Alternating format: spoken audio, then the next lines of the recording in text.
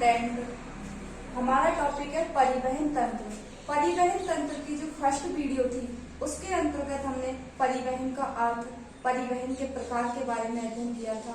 परिवहन का अर्थ क्या होता है? परिवहन व्यक्तियों व वस्तुओं को एक स्थान से दूसरे स्थान पर ले जाने और लाने का जो माध्यम होता है उसे ही हम क्या कहते हैं? परिवहन। अर्थात व्यक्तियों वस्तुओं को एक स्थान से दूसरे स्थान पर लाने ले जाने के माध्यम को हम परिवहन कहते हैं। परिवहन के 3 प्रकार थे: स्थल परिवहन, जल परिवहन, वायु परिवहन।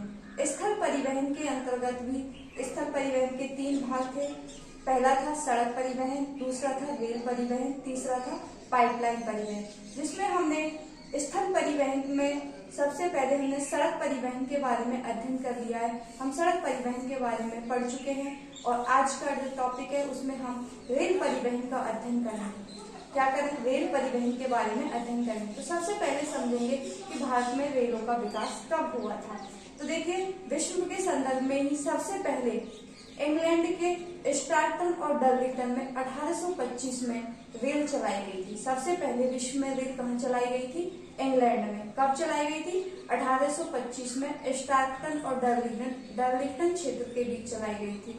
इसके बाद 1827 में फ्रांस में रेल मार्गों का विकास हुआ। इसके बाद 1830 में अमेरिका में। भारत में रेल मार्गों का विकास 16 अप्रैल 1853 को सबसे पहले मुंबई और ठाणे के बीच में 34 किलोमीटर की लंबाई में पहली रेल चलाई गई थी। भारत में रेल मार्ग का विकास कब हुआ था? 16 अप्रैल 1853 को मुंबई और से ठाणे के बीच में 34 किलोमीटर की लंबाई में सबसे पहले रेल चलाई गई थी। और भारत में इसके बाद 1857 की क्रांति में अंग्रेजों ने प्रशासन पर पकड़ मजबूत बनाने के लिए रेल मार्गों का विकास किया। इस प्रकार से भारत में रेल मार्गों का विकास हुआ था। अब हम अध्ययन करेंगे रेल मार्गों के विकास को प्रभावित करने वाले कारक। क्योंकि भारत एक विशाल देश है, इसमें धरातलीय विविधताएं देखने को मिलती हैं। कहीं पर पर्वत पठार पाए जाते हैं, कहीं पर समतल मैदानी भाग, कहीं पर नदियां, झील, तालाब पाए जाते हैं। इस प्रकार से ये रेल मार्गों के विकास को प्रभावित करती है धरातलीय बनावट। और ऐसे कौन कौन से कारक हैं जो रेल मार्गों के विकास को प्रभावित करते हैं? तो आइए हम अध्ययन करेंगे। देखिए, सबसे पहला है भौगोलिक कारक। भौगोलिक कारकों में वही धरातल की बनावट, यानी कि वे भाग जो उबड़ खाबड़ है, पर्वत और पठारी भाग है, या नदियों से निर्मित क्षेत्र है, बाढ़ग्रस्त क्षेत्र है, उन क्षेत्रों में रेल मार्गों का विकास कम किया जाता है। रेल मार्गों का विकास में ये क्षेत्र बाधक के रूप में, और अगर यहाँ पर रेल मार्गों का विकास कर भी ले तो इसमें खर्चा अधिक आता है। जैसे पहाड़ी क्षेत्रों में पहाड़ों को काटकर अगर रेल जाल बिछाया जाए तो उसमें हमें अधिक लागत आती है। तो इस प्रकार से जो भाग समतल और मैदानी भाग है वहां पर सघन रेल जाल पाया जाता है। रेल मार्गों का विकास सर्वाधिक हुआ है। और जो भाग उबड़ खाबड़ हैं, बाढ़ग्रस्त क्षेत्र हैं, नदियों से निर्मित क्षेत्र हैं, उन भागों में रेल मार्गों का विकास करना एक कठिन कार्य है। यहाँ पर लागत अधिक आती है। इस प्रकार ये भौगोलिक कारक भी रेल मार्गों के विकास को प्रभावित करते हैं। दूसरा है आर्थिक कारक।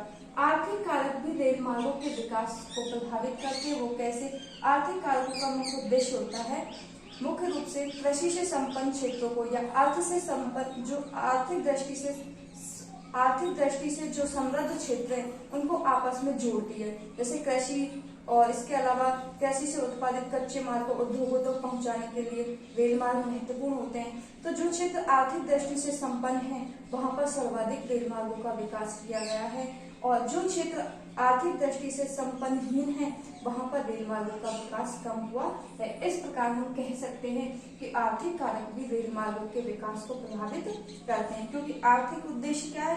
कृषि से संपन्न क्षेत्रों को आपस में जोड़ना। तीसरा है हमारा राजनीतिक कारक। राजनीतिक कारक यानी 1857 की क्रांति के बाद प्रशासन पर पकड़ मजबूत बनाने के लिए रेल मार्गों का विकास किया गया था। इसीलिए हम कह सकते हैं कि राजनीतिक कारक भी रेल मार्गों के विकास को प्रभावित करते हैं। तो रेल मार्गों के विकास को प्रभावित करने वाले कारकों को हमने 3 भागों में बांटा। भौगोलिक कारक, जिसमें धरातल की बनावट है मुख्य रूप से, आर्थिक कारक, और तीसरा है राजनीतिक कारक। अब हम अध्ययन करेंगे रेलों का महत्व, कि रेल परिवहन के क्या महत्व है मानव जीवन में। तो देखिए, रेल परिवहन के महत्व के अंतर्गत हम अध्ययन करेंगे। पहला, रेल परिवहन के माध्यम से सुदूरवर्ती क्षेत्रों तक संपर्क स्थापित किया जा सकता है। यानी कि रेल परिवहन है वो मुख्य रूप से बड़े नगरों और बड़े शहरों को आपस में जोड़ती है। तो इस प्रकार हम कह सकते हैं कि रेल परिवहन के माध्यम से हम सुदूरवर्ती क्षेत्रों तक संपर्क स्थापित कर सकते हैं। दूसरा है किराए और भाड़े द्वारा, यानी कि रेल मार्ग के द्वारा जो किराया और भाड़ा हमें प्राप्त होता है उससे सरकारी आय में बढ़ोतरी होती है। तीसरा है कच्चे माल को उद्योगों तक पहुंचाना, यानी रेल परिवहन के माध्यम से अधिक मात्रा में हम कृषि से प्राप्त जो कच्चा माल या उद्योगों के लिए जो कच्चा माल है उन्हें हम उद्योगों तक आसानी से पहुंचा सकते हैं। तो ये भी इसका एक महत्व है, कच्चे माल को उद्योगों तक पहुंचाना। अगला है प्राकृतिक आपदाओं में राहत सामग्री पहुंचाना, यानी कि कोई भी क्षेत्र जहां पर अगर जैसे कोई प्राकृतिक आपदा आ गई, बाढ़, भूकंप, तो उन क्षेत्रों में हम राहत सामग्री आसानी से पहुंचा सकते हैं रेल परिवहन के माध्यम से। अगला है कृषि विकास में सहायक, कृषि से उत्पादित जो कच्ची सामग्री है उसे उद्योगों तक पहुंचाने में भी रेल परिवहन महत्वपूर्ण है। इसके अलावा कृषि के लिए जैसे रासायनिक खाद है, इन सभी की आपूर्ति भी हम रेल परिवहन के माध्यम से कर सकते हैं, तो कृषि विकास में भी सहायक है।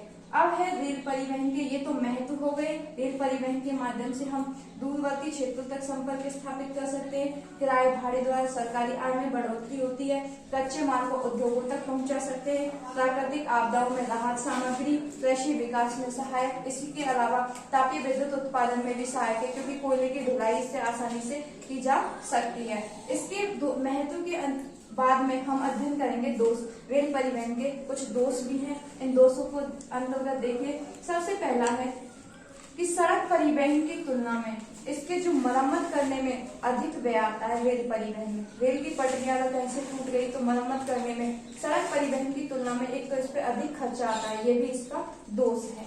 और दूसरा है अंतिम माल को मुकाम तक पहुंचाने में असमर्थ, अर्थात ये प्रत्यक्ष रूप से उपभोक्ता तक माल को नहीं पहुंचा सकती है, क्योंकि एक जहां रेल का अंतिम मार्ग होता है वहीं तक पहुंच सकती है, इसके अलावा आंतरिक क्षेत्रों तक ये माल को नहीं पहुंचा सकती है। जिस प्रकार से सड़क परिवहन के माध्यम से सीधे उपभोक्ता तक माल को पहुंचाया जा सकता, इसीलिए तो सड़क परिवहन को हम डोर टू डोर परिवहन के नाम से जानते हैं, लेकिन रेल परिवहन के माध्यम से हम डायरेक्ट उपभोक्ता तक उस माल को नहीं पहुंचा सकते हैं, तो ये भी इसका एक दोष है। तीसरा है रेल परिवहन के माध्यम से पैकिंग में ज्यादा समय लगता है। रेल परिवहन के माध्यम से जो सामग्री हमें पहुंचानी होती है उसके पैकिंग पर अधिक समय और अधिक खर्चा आता है। चौथा है हमारा उद्योगों तक माल पहुंचाने में उद्योगपतियों को निश्चित कर देना पड़ता है। रेल परिवहन के माध्यम से उद्योगों तक अगर हमें माल पहुंचाना है तो इसके लिए उद्योगपतियों को इसके लिए निश्चित कर देना पड़ता है रेल परिवहन पर। इसके अलावा पहाड़ी और दुर्गम जो क्षेत्र होते हैं उनमें रेल परिवहन का विकास कम किया जाता है। क्यों? क्योंकि वहां पर अधिक खर्चा, अधिक लागत आती है। इस प्रकार से ये रेल परिवहन के दोष हैं। 2015 के अनुसार जो भारत में रेल मार्गों की कुल लंबाई है वो 65,808 किलोमीटर में है। कितनी है? 65,808 किलोमीटर की। अब हम पढ़ेंगे रेल मार्गों का वितरण।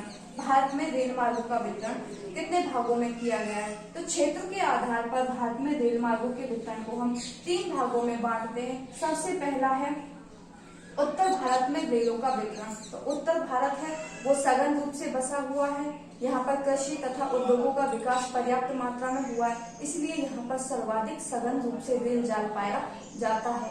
और सबसे अधिक जो रेल जाल पाया जाता है वो मुख्य रूप से अमृतसर और कोलकाता में पाया जाता है। इसके अलावा मुगलसराय, पटना, दिल्ली, कोलकाता ये क्षेत्र प्रमुख रेल जंक्शन है उत्तरी भारत के रेल मार्गों के अंतर्गत। यहाँ पर नदियों का क्षेत्र भी है, इसीलिए नदियों के क्षेत्र के अंतर्गत विशेष सुविधाओं के आधार पर रेल लाइनों का विकास किया गया है। तो उत्तर भारत में सर्वाधिक मात्रा में सघन रूप से रेल जाल पाया गया है भारत के अंतर्गत। दूसरा है दक्षिणी भारत में रेल मार्ग। दक्षिणी भारत प्रायद्वीपीय पठारी भाग वाला भाग है, ये प्रायद्वीपीय भाग पठारी क्षेत्र है, इसीलिए यहाँ पर सुरंग बना करके रेल मार्गों का विकास किया गया है।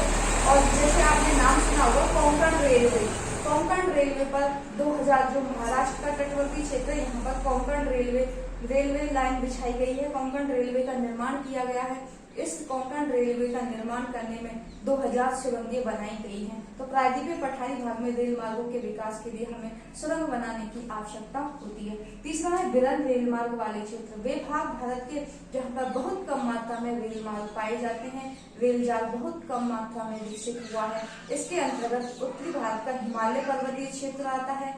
इसके अलावा हमारा पश्चिमवर्ती राजस्थान वाला भाग आता है, क्योंकि राजस्थान मरुस्थलीय क्षेत्र, जनसंख्या कम मात्रा में पाई जाती है। यहाँ कृषि की दृष्टि से भी कृषि का विकास कम हो पाया है, इसलिए यहाँ पर रेल मार्गों का विकास कम हुआ है। इस प्रकार से रेलों के वितरण को धरातलीय विविधता के आधार पर 3 भागों में बांटा है। उत्तर भारत में रेलों का वितरण जो सर्वाधिक सघन जाल पाया जाता है।